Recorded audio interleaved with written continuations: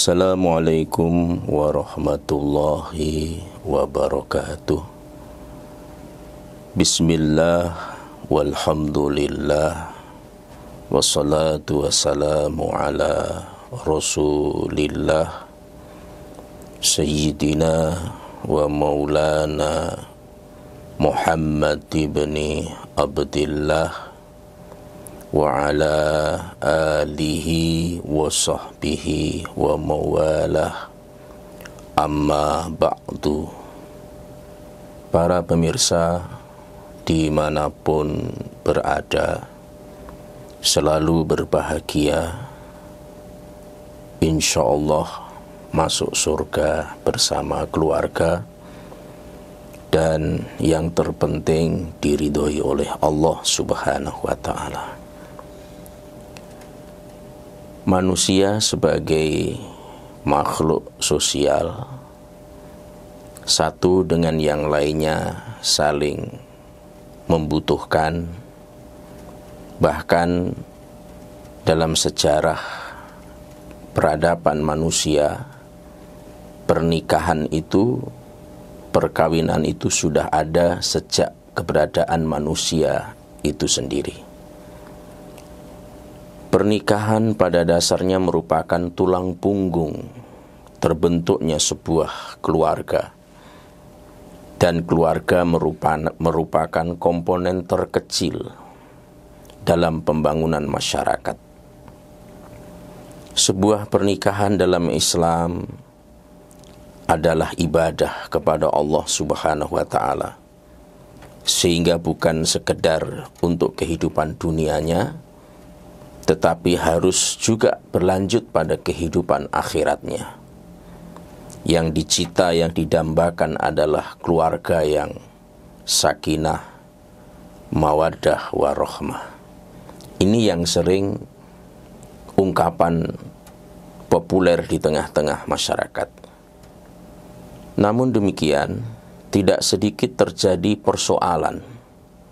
Kadang-kadang cinta itu membutakan seseorang, sehingga dia telah mencintai seseorang yang seseorang itu tanpa pertimbangan agama, tanpa pertimbangan ideologi, ternyata justru berbeda dengan keyakinan kita. Bagaimana problem ini terjadi? Seperti contohnya seorang muslim, dia harus menikahi seorang wanita non-muslim, atau sebaliknya seorang wanita muslimah dinikahi oleh laki-laki non-muslim. Ini persoalan yang tidak sedikit, tidak jarang, bahkan sering terjadi, muncul di tengah-tengah masyarakat, di mana masyarakat awam yang kecenderungannya mendahulukan cintanya kepada makhluk, maka kadang mengabaikan tanpa melihat bagaimana hukum dari sisi agama. Itulah sehingga perlunya kita memahami bagaimana pernikahan seperti ini. Majelis Ulama Indonesia sebagai lembaga tempat berkumpulnya para alim ulama dari berbagai latar belakang yang berbeda, telah memutuskan bahwa pernikahan seperti itu adalah haram.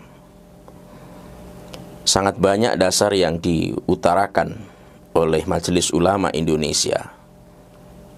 Salah satunya adalah firman Allah dalam Quran Suratul Baqarah ayat 221. Wala tankihul musyrikati hatta yu'min. Janganlah kamu nikahi wanita musyrik sampai mereka beriman. Wala amatum mu'minatun khairum mim musyrikah. Budak wanita yang beriman lebih baik daripada wanita musyrik.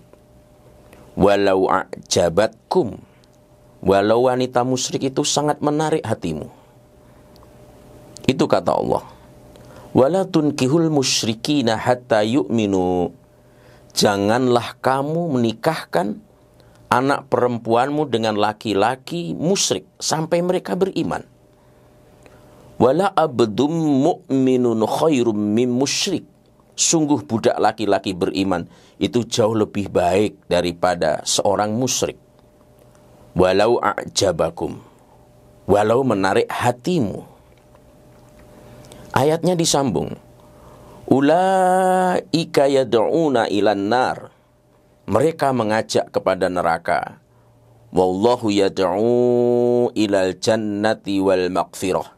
Sedangkan Allah Subhanahu wa ta'ala mengajakmu ke surga dengan maghfirah, dengan ampunannya dan dengan izinnya. Wa yubayyinu ayatihi linnas. Allah menerangkan ayat-ayatnya kepada manusia la'allahum yatadzakkarun, agar mereka selalu ingat. Inilah yang dijadikan dasar oleh Majelis Ulama Indonesia untuk dihindari pernikahan berbeda agama seperti ini sampai mereka beriman.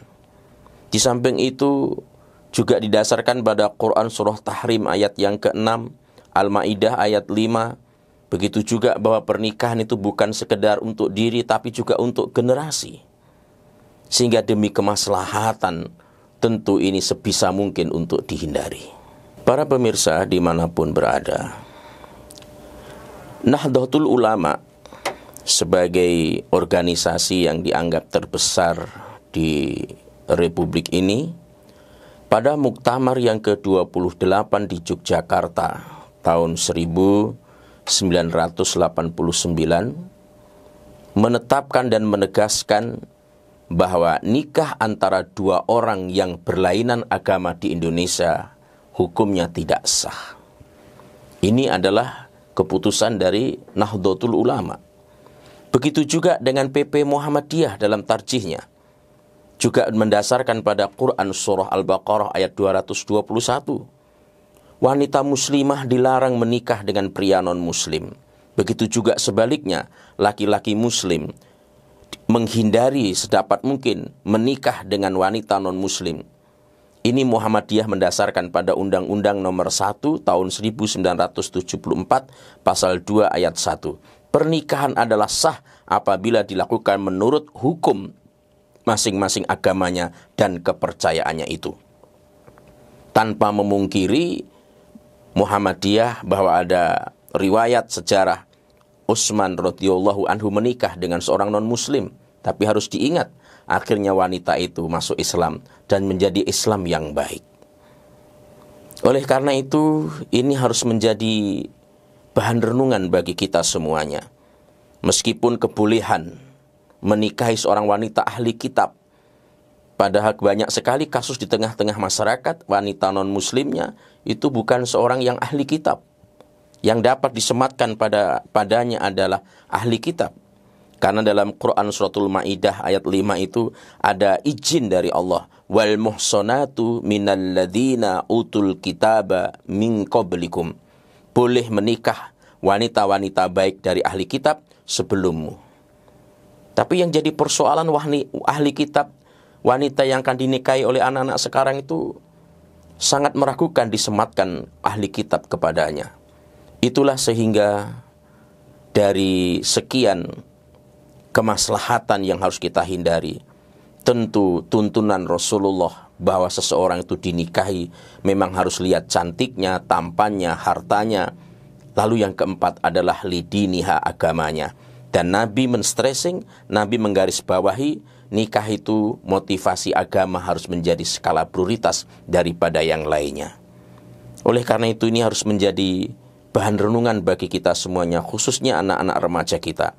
Meskipun ada ulama di kalangan Hanafiyah, Malikiyah, Syafi'iyah, dan Hanabilah yang menghukuminya makruh jika laki-lakinya muslim, wanitanya non-muslim. Kedua, ada pendapat kedua yang membolehkan secara mutlak. Juga sebagian besar pendapat Malikiyah, di antaranya Ibnu Al-Qasim, Khalil, Imam Malik itu sendiri. Yang ketiga, dianjurkan jika sang laki-laki punya kemampuan membimbing hingga akhirnya si istrinya kelak mau masuk Islam. Tetapi maka lebih menjaga kemaslahatan kita harus menghindarinya. Lebih utama menikah dengan seorang muslim atau muslimah yang tidak diragukan lagi agamanya. Oleh karena itu, mudah-mudahan ini menjadi bahan renungan bagi kita semuanya, dan sebisa mungkin kita tidak dekat-dekat dengan tepi jurang. Kita jauh dari tepi jurang, karena biarpun aman di tepi jurang, kemungkinan untuk jatuh itu adalah besar. Mohon maaf segala kekurangan. Wallahu waliyul muttaqin. Assalamualaikum warahmatullahi wabarakatuh.